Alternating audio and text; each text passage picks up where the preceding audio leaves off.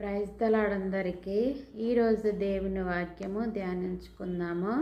కీర్తనల గ్రంథము 119వ అధ్యాయము 50వ వచనంలోని దేవుడు మనతో ఇలా మాట్లాడుతున్నాడు.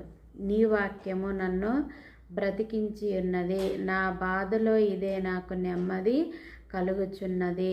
దావీదు భక్తుడు, కీర్తనాకారుడైన దావీదు భక్తుడు ఆయన అడవి ప్రాంతంలో గొర్రెలు కాస్తున్న సమయంలోని దేవుని మాటలు ధ్యానించుకొనటం వలన ఒంటరిగా ఉన్న సమయాలలో ఆయన వాక్యం అనేది దావీదు భక్తుడికి బ్రతికించింది, నెమ్మదినిచ్చింది.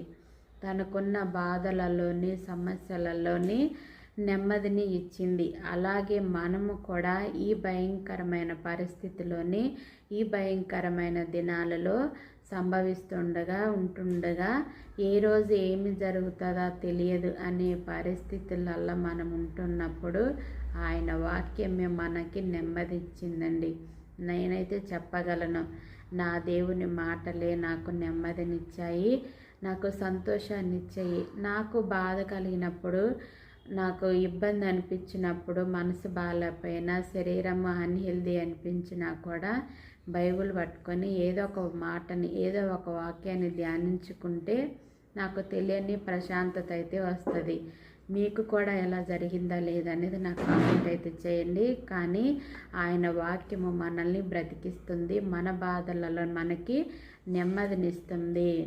నాకైతే నెమ్మది ఇస్తుందండి. ఈ విధంగా దేవుడు మనతో మాట్లాడుతున్నాడు. ఏ విషయాల్లో కంగారు పడమాకండి, బాధపడమాకండి. నెమ్మదిచ్చేది ఆయనే, సమస్యల నుండి నడిపించేది కూడా ఆయనే. కాబట్టి ఆయన వాక్యాన్ని ధ్యానించండి, పాటించండి. ఆమేన్.